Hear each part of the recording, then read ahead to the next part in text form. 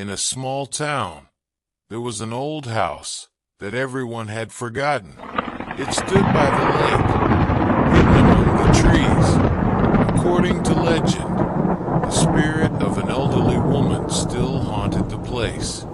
No one dared to visit the house. At night, a pale face could sometimes be seen peering through the windows.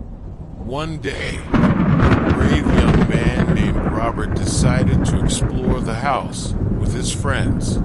As the sun set, they made their way to the eerie dwelling. Fear and curiosity intertwined within them. Though his friends tried to dissuade him, Robert was determined. "We'll just take a few pictures," he said. As they approached the house, they heard the door creaking in the wind. Robert pushed the door open and stepped inside. The air was damp and dark.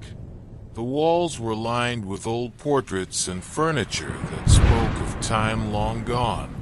In the center of the room stood a large mirror, and as Robert neared it, a shadow flickered at the edge of his vision. Heart racing, he leaned closer to see the reflection, and there it was, a pale face, hollow eyes staring back at him. Outside, his friends were shouting for him to come back. Suddenly, a scream echoed from behind the door. Panic surged through Robert as he turned around. His friends were desperately trying to close the door. "We need to get out of here," they yelled. Robert tried to forget the horrific face and bolted outside. But everything had changed. The lake was eerily calm, and his friends pointed to a silhouette rising from the water, eyes filled with an unsettling emptiness. Determined, Robert made up his mind to check the house once more. His friends begged him not to go back, but he pressed on. When he returned, the door slammed shut behind him. He was trapped inside. A whisper filled the room. "Don't forget me."